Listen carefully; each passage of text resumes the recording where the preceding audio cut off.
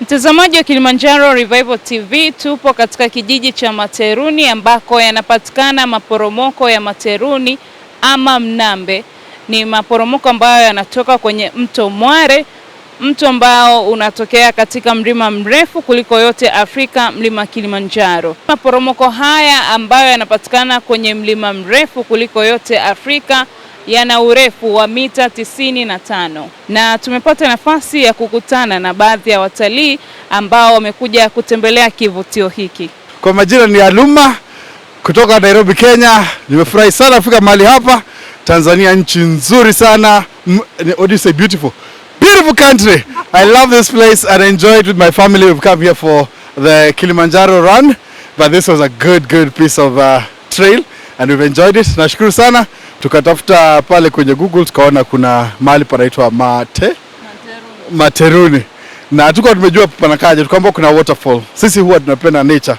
So hivyo tukasikia, tukaona tukuje sisi wenyewe.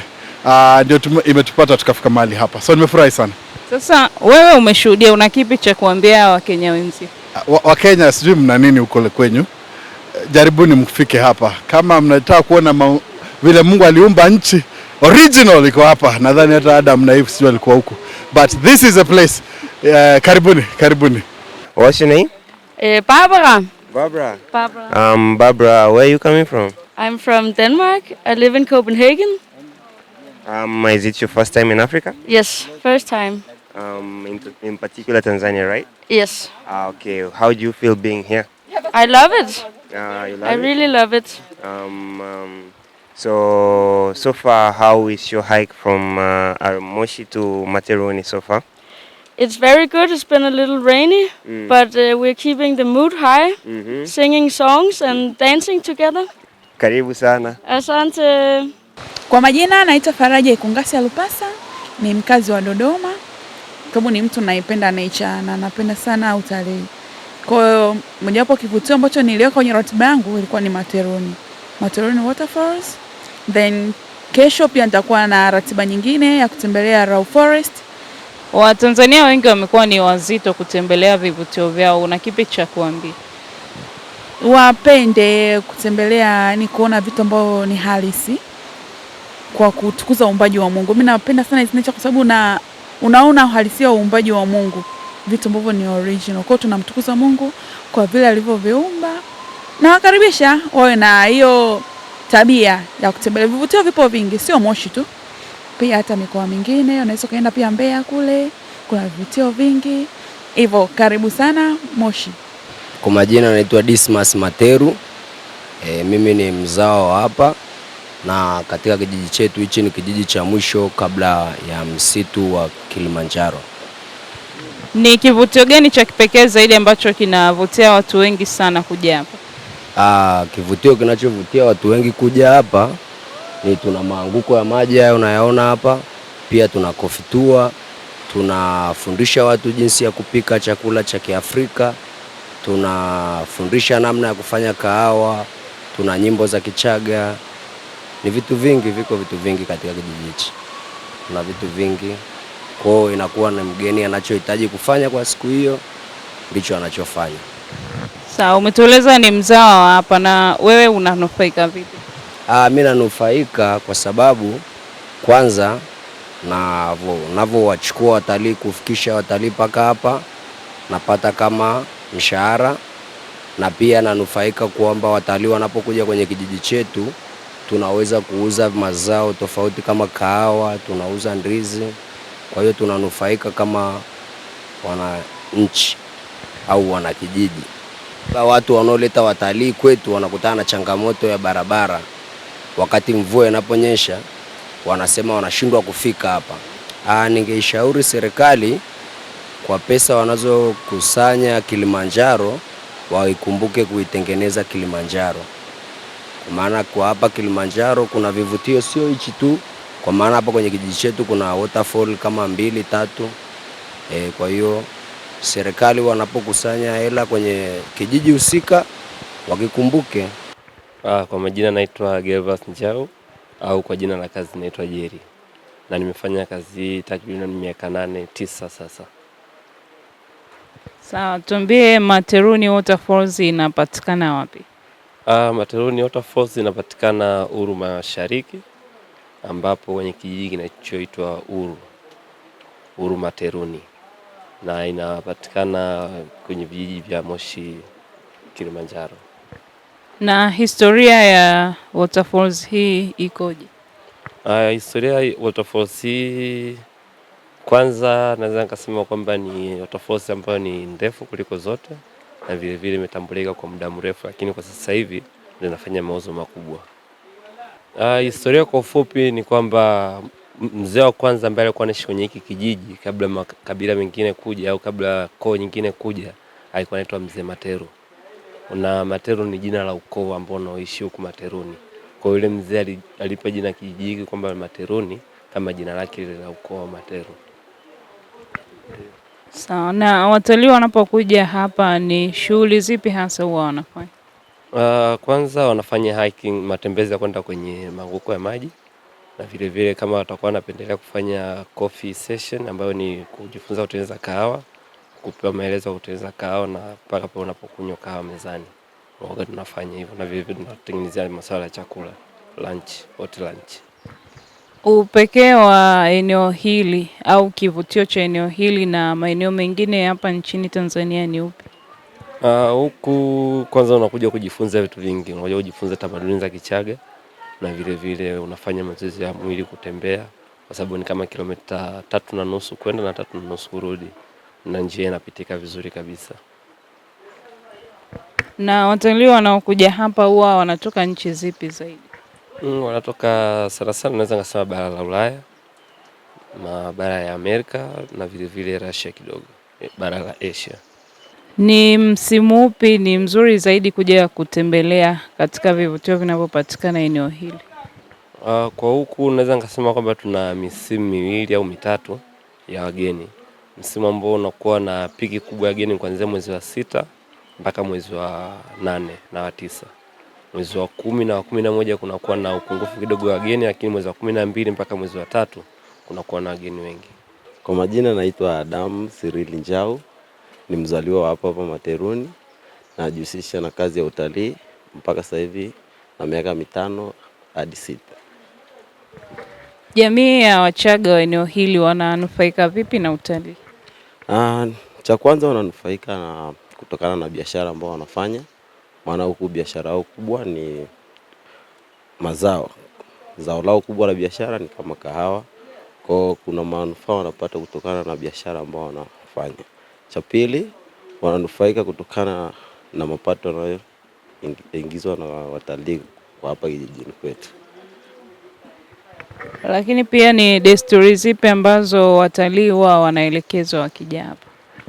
Wakija hapa kuna desturi za Kichaga ambao tunawaelekeza. Pia wanapenda kujifunza desturi hizo za Kichaga kwa namna ya kuwafundisha lugha kama lugha ya Kichaga. Tunawafundisha namna ya kupika chakula cha Kichaga. Pia tunawapa zile utamaduni zetu kama Wachaga zamani walikuwa wanaishi hivi, sasa hivi tunaishi hivi. Kwa sasa hivi tunaishi kutokana na wao sana, kwa sababu zamani kulikuwa hamnaga mambo ya utalii. Sasa hivi kwa sababu ya utalii na sisi kidogo tunapata elimu kutokana na wao. Na coffee tour ina umuhimu gani kwa watalii? Coffee tour tunaweza kusema umuhimu wake kutokana na wageni hao wanapenda sana kunywa kahawa.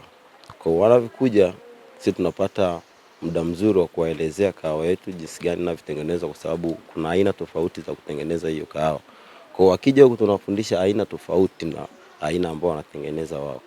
Kwa wakija huku tunawafundisha aina yetu ya kiasili kabisa ambao tunatumia kuni, hatutumii gesi, hatutumii aina yote ya umeme. Kwa na kahawa yetu kama tunavyojua ni kahawa ambao ni ya asili kabisa kutokana na hifadhi ya mlima au kijijini chetu. Changamoto ni nyingi. Kama watu wanasema, changamoto ya kwanza ni barabara. Maana tuwezi kuwa na barabara mbovu tukapata wateja kwa wingi. Kwa barabara ikitengenezwa itakuwa ni rahisi sana kwa wateja kutufikia kwa urahisi kwetu. Changamoto nyingine naweza kusema kwa msimu wa mvua tunapata changamoto kwa sababu ya utelezi. Pia tunapata changamoto ya wageni kufika sehemu yetu ya maanguko ya maji, wengine ni wazee. Kwa hiyo tunahitaji pia njia ya kule vitengenezwe. Pia mahitaji ya ofisini kwetu kutokana na huduma ya choo, kuna muda wageni wanakuwa wengi afu choo ni vichache. Kwa pia tungependelea serikali iwaambie kuhusiana na choo pia. Na mwitikio wa Tanzania kutembelea ukoje? Naweza nikasema Tanzania wana fursa nzuri sana ya kutembelea kwenye vituo vyao vya utalii, kutokana na wao ndo jitihada kubwa sana ya kutangaza utalii wa ndani ya nchi, pia nje ya nchi wanaruhusiwa kutembea. Kwa wakaribie sana Materuni, wajisikie wako nyumbani. Ni ushauri gani ungependa kuwapatia watu wanaopenda kutembelea huku? Ushauri nasema wafanye matembezi kwa sana, uwezi kaa sehemu moja. Kama ni mtu unahitaji kujifunza, unahitaji kutembea sana. Kwa hiyo tembeeni ndugu zanguni, marafiki, ndugu jamaa. Tembeeni mkatembelee mahifadhi zenu ya nchi kama nchi zingine wanavyotembelea. Karibuni. Hii Coffee Tour inakuwa kwamba kwanza tunaanza kumpa maelezo mafupi kuhusiana na kahawa, historia ya kahawa, wapi ilipotokea na ni nani ambaye alileta hapa Tanzania. Kwa sababu hapo kabla tulikuwa na aina mbili za kahawa, ilikuwa ni Arabica pamoja na Robusta. Arabica origin yake ni Ethiopia, while Robusta origin yake ni Costa Rica. Kwa utofauti wake, kwanza Arabica inataka ukanda wa juu kutoka usawa wa bahari na Robusta inataka ukanda wa chini kutoka usawa wa bahari. Kwa hiyo sisi tunalima Arabica tu, kwa tunampa maelezo yote ya jinsi tunavyolima mpaka pale tunapoanza kuwa na mchumo wa kwanza kahawa. Kama hapa jinsi unavyoona, haya ni majani ya kahawa, na baada ya majani kunakuwa na tawi. Ile tawi linatengeneza haya maua, na baada ya ua inakuja kuwa punja kahawa kama hivi, lakini inakuwa ni ya kijani.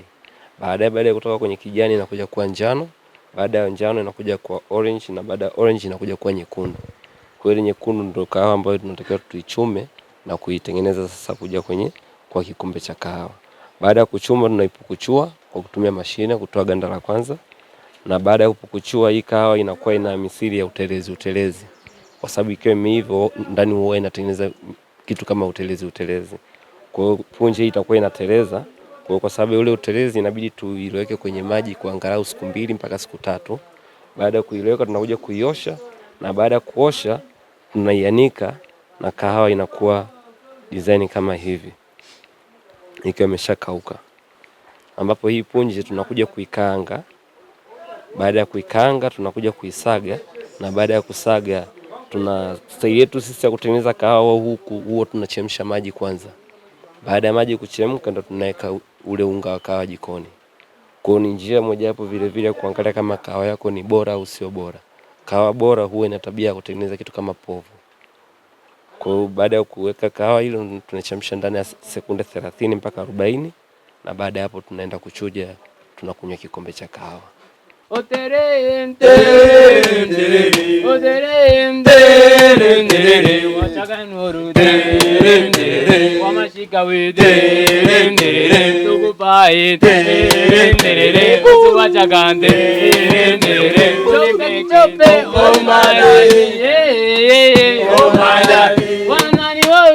my daddy, what a guru. Oh my daddy, oh my daddy, oh my daddy, oh my daddy, oh my daddy, oh my daddy, oh my daddy.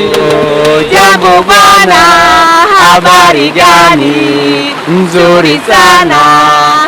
Wageni wakaribishwa Kilimanjaro, hakuna matata. Tembea pole pole, hakuna matata. Materuni mmefika, hakuna matata. Super guide mmemwona, hakuna matata. Na kurudi mtarudi, hakuna matata. Let's go Jambo, Jambo bwana, habari gani? Nzuri sana. Wageni wakaribishwa Kilimanjaro, hakuna matata. Kunyeshewa mtanyeshewa, hakuna matata.